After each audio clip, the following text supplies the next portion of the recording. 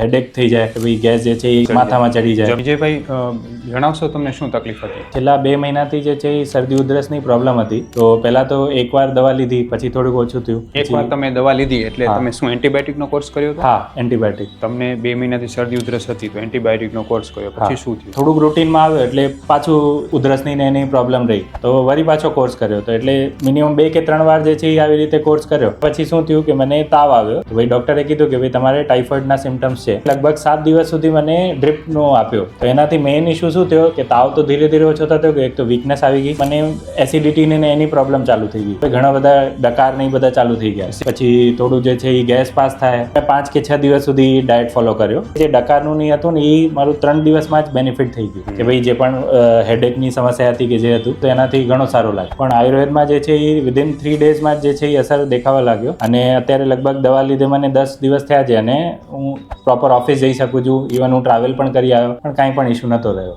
વધુ માહિતી માટે નીચે આપેલા વોટ્સએપ બટન ઉપર ક્લિક કરી અમને મેસેજ કરો.